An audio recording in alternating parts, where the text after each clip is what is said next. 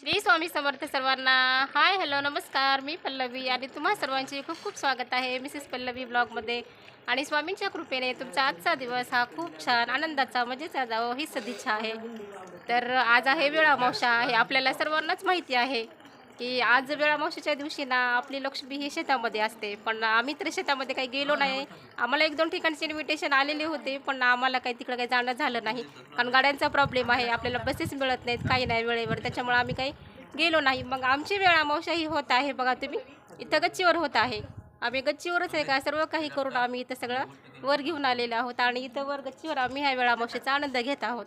मग ह्याच्यामध्ये आहोनी पण आज सुट्टी घेतलेली आहे. त्यांना सुट्टी नसते पण सुट्टी घेतली आहे तिने आज. ताई आलेली आहे, भाऊजी आहेत, ताईची मुलं आहेत आणि आम्ही सर्वजण 8-9-10 जणी आहोत आम्ही. आणि मस्त आम्ही आता इथं वेळ अमावस्येचा आनंद घेणार आहोत. आणि आपली मराठवाड्याची स्पेशल म्हणजे भज्जी. ही भज्जी तर आईची खूपच स्पेशल आहे आमची. ती आईनं रात्रीच करून ठेवलेली आहे. आणि आपली मराठवाड्यामध्ये खूप सारे प्रकार असतात बघा, ते सर्व प्रकार आम्ही इथं केलेले आहेत आज. आणि अशा प्रकारे आम्ही आज इथं वेळ अमावस्येचा आनंद घेत आहोत. आणि तुम्हाला सर्वांना माझ्याकडून वेळ अमावस्येच्या खूप खूप शुभेच्छा. मग तुमची वेळ अमावस्या ही कशी होणार आहे? अशीच होत आहे का? शेतामध्ये केली का तुम्ही घरी केली? ते कमेंट करून मला नक्की सांगा. चला मग आता सर्वजण इथं आता जेवण करत आहेत. मग मी पण आता इथं जेवण करते. चला मग माझ्या व्हिडिओमध्ये तुम्ही शेवटपर्यंत राहा, व्हिडिओ स्किप करू नका. आम्हाला वेळ अमावस्या वर साजरी करायची होती.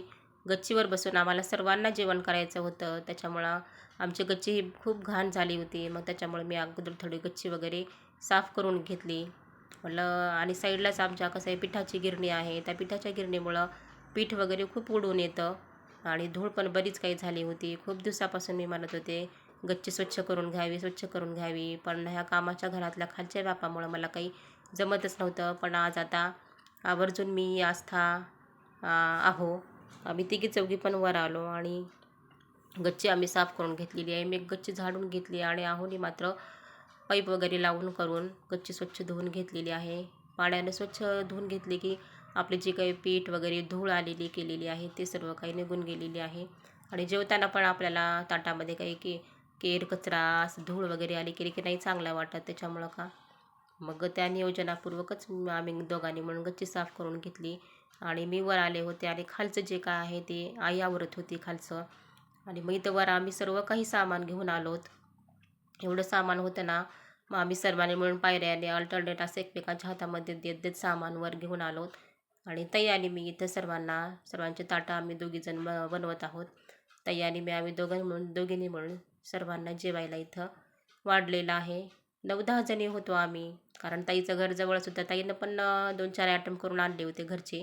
ती म्हणली होती आदल्या दिवशीच की मी पण इकडचे काही ॲटम करते, तुम्ही पण इकडं काही करा. अर्धा स्वयंपाक आम्ही बनवला होता आणि अर्धा स्वयंपाक ताईनं बनवला होता तिकडं. त्याच्यामुळं ताई पण इकडंच घेऊन आली. आणि मग दोघींचं मिळून जे काय आहे ते वर घेऊन येऊन आम्ही दोघी मिळून सर्वांचे ताटं रेडी करत आहोत. आणि हे बघा आस्ताचं हे आधीमध्ये कॅमेरा समोर असला ना की तिचं काहीतरी अधूनमधून चालू असते ॲक्टिव्हिटीज. आम्ही 9-10 जणी होतो.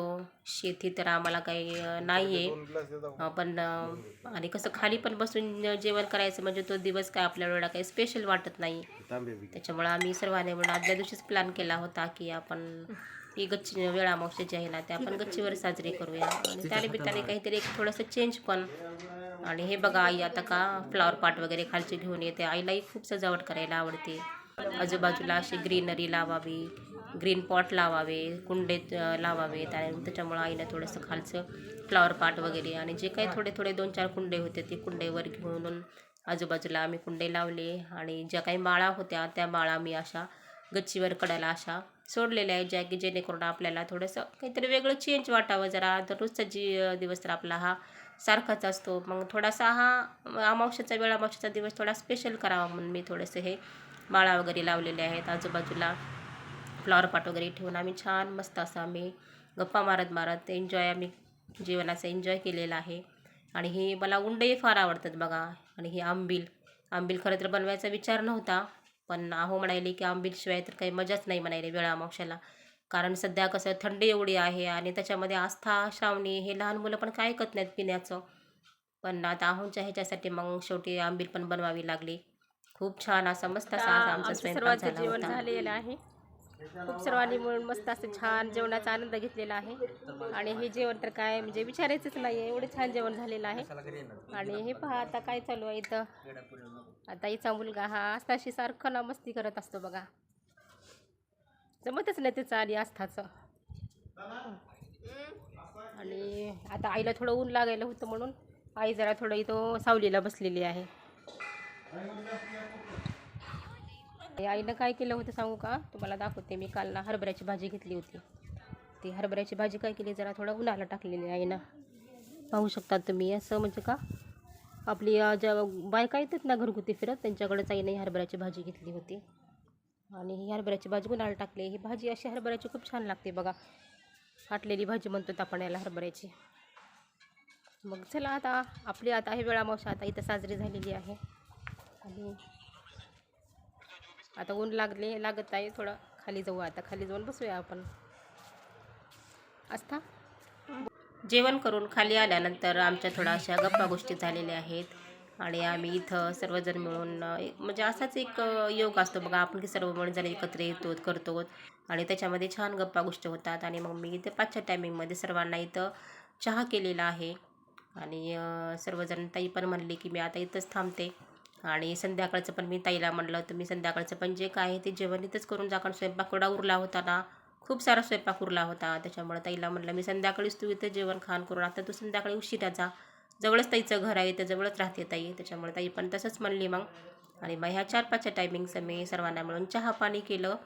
आणि त्यानंतर मग माझे भांडे एवढे पडले होते ना, एवढं सर्वांचं मिळून जेवण झालं होतं. 9-10 जणांचं जेवण झालं, त्याच्यामुळं खूप सारे भांडे पडले होते. मी थोडे भांडे वगैरे घासून घेतले. बाहेर आई ताई आहो सर्वजण गप्पा गोष्टी करत होते आणि मी मध्ये थोडंसं माझं काम उरकून घेतलं. भांड्याचं एक टोपलं घासून खाली ठेवलेलं आहे आणि हे दुसरं टोपलं आहे भरलेलं भांड्याचं. मग आपल्याला आणि भांडे वगैरे घासून झाले की लगेच ओटा वगैरे मी क्लीन करून घेतला. आणि आमची वेळामावस्या ही खूप छान अशा पद्धतीची साजरी झालेली आहे.